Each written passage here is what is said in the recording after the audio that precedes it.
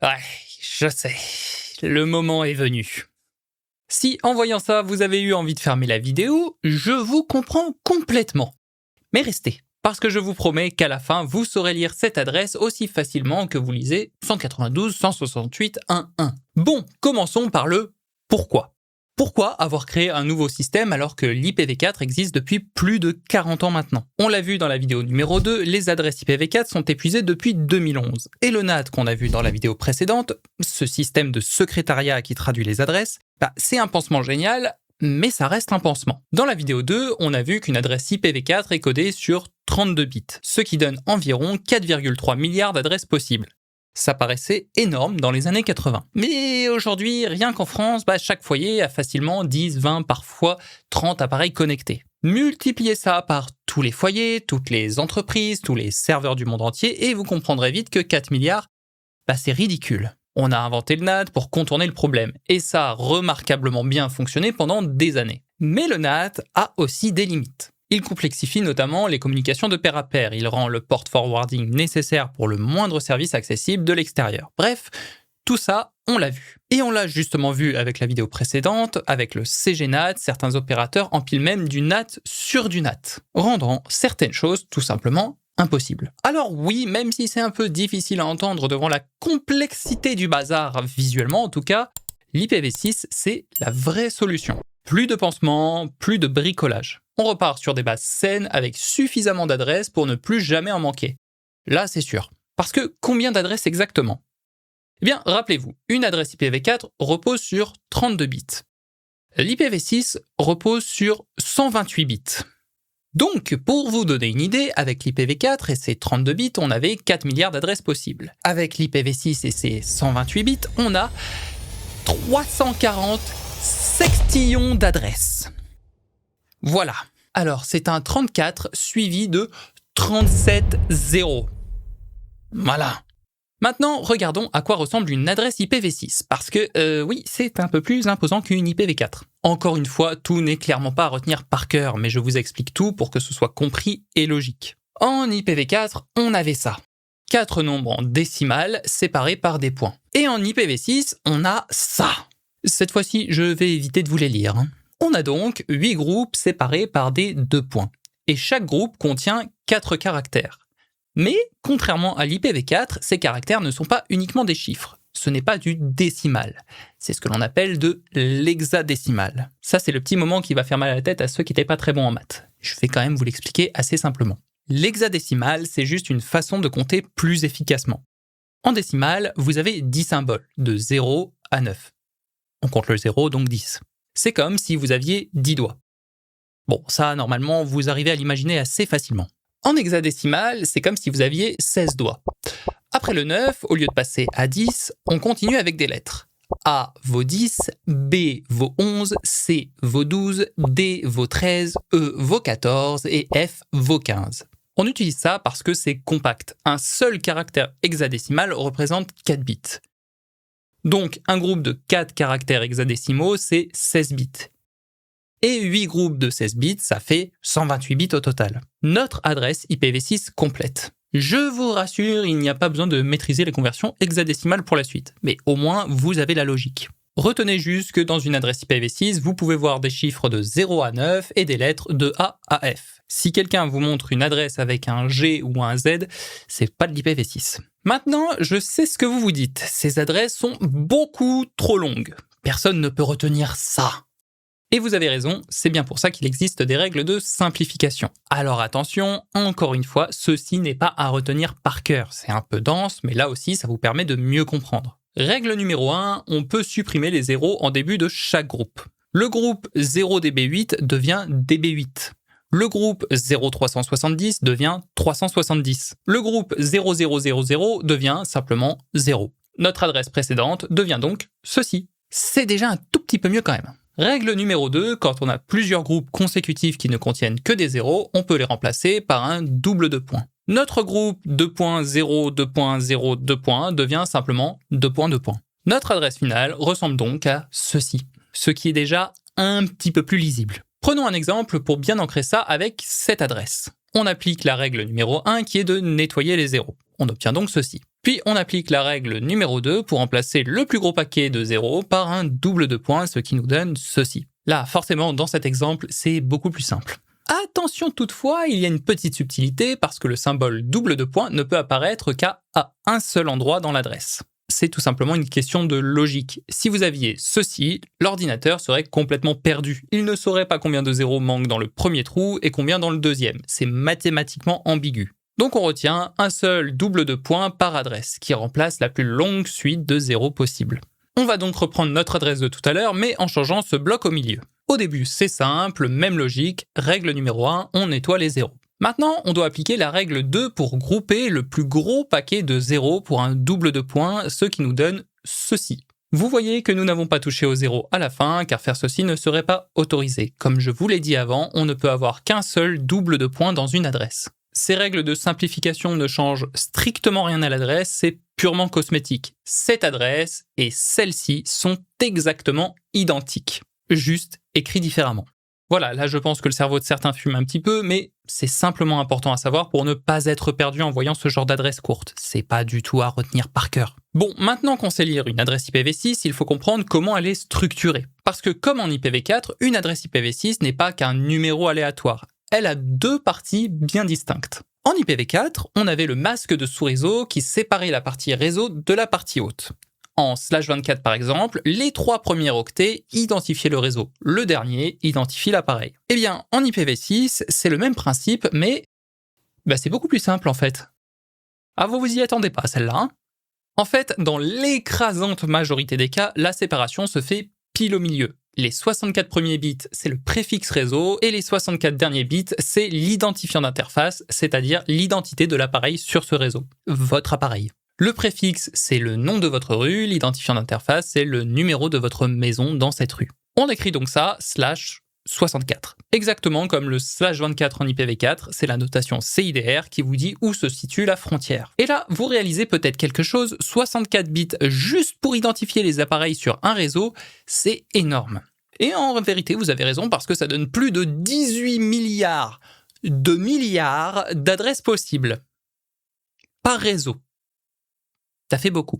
Autant dire que vous n'allez jamais manquer de place sur votre réseau local. Le /64 est la taille standard pour un réseau local en IPv6. C'est ce que vous utiliserez chez vous. Et c'est ce que la plupart des mécanismes d'attribution automatique attendent. On peut techniquement faire autrement, mais en pratique, c'est /64 partout. Donc retenez juste ça. Séparation au milieu.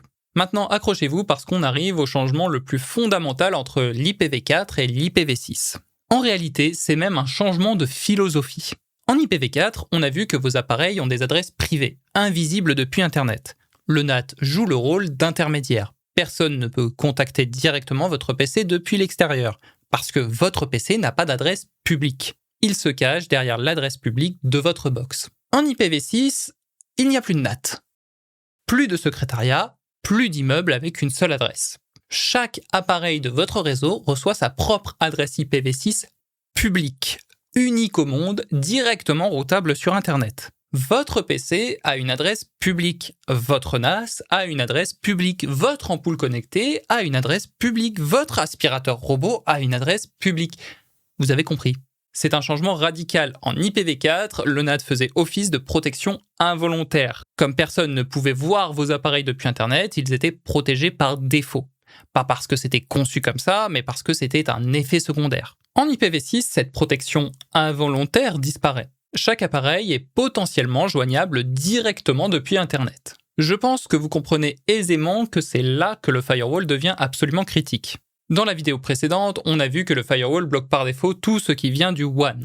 En IPv6, c'est cette règle et uniquement cette règle qui protège vos appareils. Il n'y a plus de NAT pour se cacher derrière. Concrètement, votre routeur firewall va laisser vos appareils sortir librement sur Internet avec leur adresse publique IPv6, mais il va bloquer toute tentative de connexion entrante non sollicitée. C'est le mécanisme du stateful firewall qu'on a vu. Les réponses aux connexions que vous initiez passent, tout le reste est bloqué. Pour vous, au quotidien, en réalité, ça ne change pas grand-chose si votre firewall est bien configuré. Mais ça veut dire que désactiver le firewall ou mal le configurer en IPv6, c'est infiniment plus dangereux qu'en IPv4, parce qu'il n'y a plus le filet de sécurité derrière, le NAT. Bien, maintenant on a posé le contexte, parlons des différents types d'adresses IPv6. Parce que en IPv6, un appareil n'a pas qu'une seule adresse. Il en a plusieurs simultanément et chacune a un rôle bien précis. On va voir les 3 types principaux. Le premier est le plus fondamental, l'adresse link locale. Toute interface réseau qui active l'IPv6 se génère automatiquement une adresse link locale. Toujours. Et sans rien demander à personne. Sans serveur, sans configuration, sans internet. Ces adresses commencent toujours par FE80. Quand vous voyez FE80 2. quelque chose, c'est une adresse link locale. Link local, ça veut dire lien local. Ça, normalement, c'est bon. Mais ça veut bien dire que ces adresses ne peuvent pas traverser un routeur. Elles ne fonctionnent que pour communiquer avec les appareils directement connectés sur le même réseau physique, pas au-delà. Reprenons une nouvelle fois notre métaphore de la ville. L'adresse link locale, c'est comme connaître le prénom de vos voisins de palier. Ça vous permet de leur parler directement. Mais ça ne sert à rien pour envoyer un courrier à quelqu'un dans une autre ville. Ce prénom n'est pas unique au monde et le facteur ne saurait pas quoi en faire. Alors, à quoi ça sert ? C'est grâce aux adresses link locales que les appareils se découvrent entre eux sur un réseau. Quand votre PC cherche le routeur, quand un appareil demande sa configuration, tout ça passe par le link local. Et c'est aussi le type d'adresse utilisé par Thread, le protocole radio derrière Matter. Quand vos appareils domotiques Thread communiquent entre eux sur votre réseau local, ils utilisent des adresses link locales IPv6. C'est pour ça que Matter a besoin d'IPv6. Sans ça, vos appareils Thread ne pourraient tout simplement pas communiquer entre eux. Le deuxième type d'adresse, l'adresse Global Unicast ou GUA. Concrètement, c'est l'équivalent d'une adresse IPv4 publique. Elle est unique au monde et routable sur Internet. C'est elle qui permet à vos appareils de communiquer avec le reste du monde. Ces adresses commencent actuellement par 2 ou 3. Donc si vous voyez une adresse qui commence par 2001 ou 2A01, c'est une adresse globale. C'est cette adresse que votre fournisseur d'accès vous attribue. Ou plus précisément, c'est le préfixe de cette adresse qu'il vous fournit. On en reparle juste après. Le troisième type va peut-être vous surprendre. On vient de dire que le NAT disparaît et que chaque appareil a une adresse publique. Alors pourquoi il existerait un type d'adresse privée en IPv6 ? C'est une bonne question et la réponse est très pragmatique. Ce troisième type, c'est l'adresse Unique Local ou ULA. Si vous connaissez les adresses privées en IPv4, eh bien ULA, c'est leur équivalent en IPv6. Ces adresses commencent par FD. Elles ne sont pas routables sur Internet, elles restent confinées dans votre réseau. Mais du coup, à quoi ça sert si tous les appareils ont déjà une adresse globale ? Bonne question. L'ULA est utile quand vous voulez que vos appareils communiquent entre eux localement avec des adresses stables, qui ne dépendent pas de votre fournisseur d'accès. Parce que vos adresses globales, elles dépendent du préfixe que votre fournisseur d'accès vous donne. Et si vous changez de fournisseur d'accès, ce préfixe change. Toutes vos adresses globales changent. Vos règles de firewall qui référencent ces adresses ne fonctionneront donc plus. Avec des adresses ULA en interne, vous avez des adresses stables que vous contrôlez indépendantes de votre opérateur. C'est un filet de sécurité pour la pérennité de votre configuration. Récapitulons. Un appareil en IPv6 sur votre réseau aura typiquement une adresse link locale en FE80 pour parler à ses voisins directs. Une adresse globale en 2 quelque chose pour communiquer sur Internet. Et éventuellement une adresse ULA en FD quelque chose pour la communication locale stable. 3 adresses sur un seul appareil. En IPv4, c'était une seule. C'est un changement de mentalité, mais une fois que c'est acquis, c'est parfaitement logique. Maintenant, on va parler de la façon dont vous obtenez ces adresses. Plus précisément, comment votre fournisseur d'accès vous donne des adresses IPv6 et comment vos appareils les configurent. En IPv4, votre fournisseur d'accès vous donne une seule adresse publique, une seule. Et le NAT se débrouille avec. En IPv6, puisqu'il n'y a plus de NAT, chaque appareil a besoin de sa propre adresse publique. Votre fournisseur d'accès ne va évidemment pas configurer une adresse pour chacun de vos appareils. À la place, il utilise un mécanisme qu'on appelle la délégation de préfixes. Le principe est très simple. Votre fournisseur d'accès ne vous donne pas une adresse, il vous donne un morceau d'espace d'adressage, un préfixe. C'est comme si au lieu de vous donner une seule adresse postale, il vous donnait une rue entière. Tiens, la rue de la domotique est à toi, mets autant de maisons que tu veux dedans, numérote-les comme tu veux. Le standard, c'est ce que l'on appelle un /56. Si vous êtes chez Free, par exemple, c'est souvent un petit peu plus petit, un /60. Et pour les plus chanceux, parfois chez les pros, c'est un immense /48. Mais ne vous inquiétez pas des chiffres, ce qu'il faut retenir, c'est le nombre de réseaux que vous pouvez créer chez vous. Avec un /56, vous pouvez créer 256 réseaux locaux différents. Avec un /60, vous pouvez en créer 16, et avec un /48, c'est 65 000 réseaux. Même avec la plus petite option de Free, vous avez de quoi faire avec 16 réseaux distincts à la maison, ce qui est énorme. Personne n'utilise ça, je pense. Pour ceux qui sont chez Free, croyez-moi, pour la partie pratique, vous êtes quand même très chanceux. C'est génial parce que plus tard dans ce guide, quand on parlera des VLAN, on ne va pas s'embêter à couper un réseau en petits morceaux comme en IPv4. Non, en IPv6, on attribue un réseau entier, un /64 à chaque VLAN. Un réseau complet pour vos caméras, un réseau complet pour la domotique et un pour le Wi-Fi invité. C'est beaucoup plus propre et on ne manque jamais de place. Encore une fois, ne vous inquiétez pas si ça vous semble pour le moment abstrait, c'est normal. Ok, votre FAI vous donne un préfixe, mais comment vos appareils obtiennent-ils concrètement leur adresse complète à partir de ce préfixe ? En IPv4, on avait le DHCP, un serveur central qui distribue les adresses. En IPv6, il existe deux mécanismes principaux. Le premier et le plus courant à la maison, c'est le SLAC, Stateless Address Autoconfiguration. En français, autoconfiguration sans état. Votre routeur annonce régulièrement sur le réseau local « le préfixe du réseau c'est machin et le masque c'est /64 ». Ces adresses s'appellent des router advertisements ou RA. On s'embête pas trop. Quand un appareil reçoit cette annonce, il prend le préfixe, il complète les 64 bits restants tout seul en se basant sur un identifiant qui lui est propre. Souvent, c'est dérivé de son adresse MAC, parfois c'est un identifiant aléatoire pour des raisons de vie privée. En gros, il autogénère la suite. Résultat, l'appareil a une adresse complète, unique, sans avoir besoin de demander quoi que ce soit à un serveur. Il a entendu le préfixe et il a fabriqué son adresse lui-même. C'est comme emménager dans une rue où un panneau vous dit « Bienvenue dans la rue de la domotique, les numéros vont de 1 à l'infini ». Et vous regardez votre carte d'identité, vous prenez votre numéro unique et vous l'affichez sur votre boîte aux lettres. Pas besoin de demander à la mairie ou autre. D'ailleurs, ne soyez pas surpris si un jour vous regardez la configuration réseau de votre PC et que vous voyez plusieurs adresses IPv6 publiques. C'est normal, votre appareil génère une adresse stable basée sur son identité, mais il génère aussi une adresse temporaire qui change régulièrement. C'est ce que l'on appelle les privacy extensions. L'idée est très simple, quand vous naviguez sur Internet, votre appareil utilise l'adresse temporaire. Comme ça, les sites que vous visitez ne voient pas toujours la même adresse et on ne peut pas vous suivre à la trace. C'est comme si au lieu de toujours sortir de chez vous par la porte d'entrée avec votre nom bien visible sur la boîte aux lettres, vous utilisiez une sortie dérobée avec un déguisement différent à chaque fois. Les sites que vous visitez voient quelqu'un passer, mais ils ne peuvent pas remonter jusqu'à votre maison. Votre adresse stable, elle reste sur la boîte aux lettres pour que le facteur puisse vous retrouver. C'est une mesure de vie privée directement intégrée dans le protocole. Le stateless, sans état, ça veut dire que personne ne tient de registre centralisé de qui a quelle adresse. Chaque appareil se débrouille. Le routeur ne sait même pas combien d'appareils ont pris une adresse. Le deuxième mécanisme, c'est le DHCP v6. C'est le même principe que le DHCP en IPv4. Un serveur central qui distribue des adresses de manière contrôlée. Avec DHCP v6, le serveur tient un registre, il sait qui a quoi et il peut imposer des adresses spécifiques à des appareils spécifiques. Le contrôle centralisé. Si le SLAC c'est emménager dans une rue et choisir librement votre numéro de maison,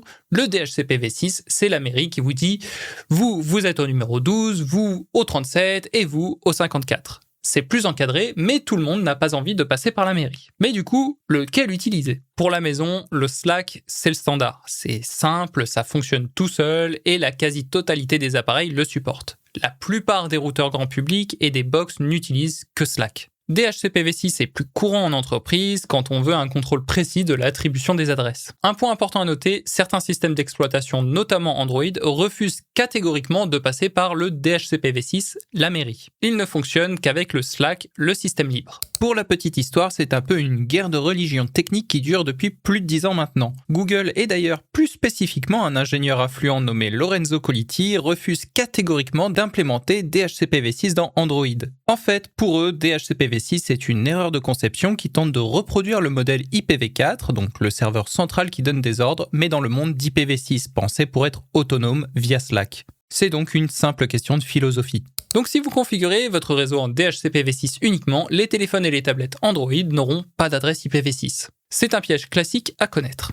En pratique, vous pouvez combiner les deux, Slack pour l'attribution automatique des adresses et le DHCP v6 pour fournir des informations complémentaires comme l'adresse du serveur DNS. C'est d'ailleurs ce que font beaucoup de configurations par défaut. Dernière notion importante avant de récapituler, le dual stack. Si l'IPv6 est la solution, pourquoi on n'a pas simplement abandonné l'IPv4 ? Eh bien, parce qu'on ne débranche pas un système utilisé par des milliards d'appareils comme ça du jour au lendemain. La transition se fait en douceur et la méthode, c'est le dual stack. Le dual stack, c'est comme être bilingue. Votre appareil parle couramment deux langues, IPv4 et IPv6. C'est exactement ce que vous allez configurer sur votre routeur firewall. IPv4 avec NAT comme avant et IPv6 en parallèle avec ses adresses globales. Les deux cohabitent et vous bénéficiez du meilleur des deux mondes.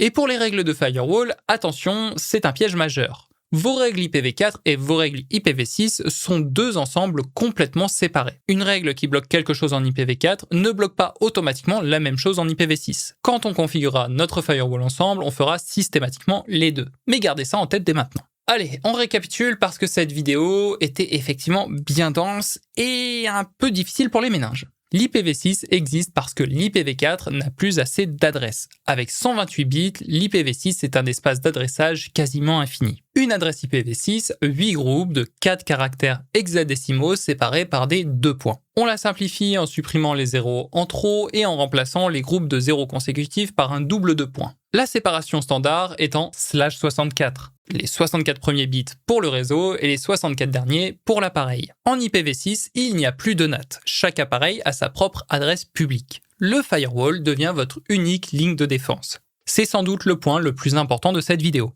Un appareil a plusieurs adresses simultanément. Le link local en FE80 pour le voisinage direct, global en 2 quelque chose pour Internet et éventuellement ULA en FD quelque chose pour la communication locale stable. Votre FAI vous délègue un préfixe, un espace d'adressage entier, pas une seule adresse. Vos appareils se configurent ensuite via Slack automatiquement ou via DHCPv6 pour un contrôle plus fin. Le dual stack fait cohabiter l'IPv4 et l'IPv6. C'est comme ça que fonctionne le monde aujourd'hui et c'est comme ça que vous allez configurer votre réseau. Et les règles de firewall doivent être pensées pour les deux protocoles séparément. Voilà, si cette vidéo vous a semblé complexe, c'est normal, l'IPv6 est objectivement le sujet le plus dense de cette série théorique. Mais les bases sont maintenant posées et quand on passera à la pratique, vous verrez que la configuration en elle-même est bien moins effrayante que la théorie. Dans la prochaine vidéo, on change complètement de registre, on va parler des switches, ces équipements qu'on confond trop souvent avec de simples multiprises réseau. On verra la différence entre un switch manageable et un non manageable, pourquoi c'est important pour la suite, et on commencera à préparer le terrain pour les VLAN. Si cette série vous plaît, abonnez-vous pour ne pas manquer la suite, et surtout, si vous avez des questions sur l'IPv6, n'hésitez pas à les poser en commentaire ou sur le forum omation.com. Et comme d'habitude, un petit like, ça aide énormément le référencement de cette série et ça permet de continuer à produire ce genre de contenu. Portez-vous bien, ciao!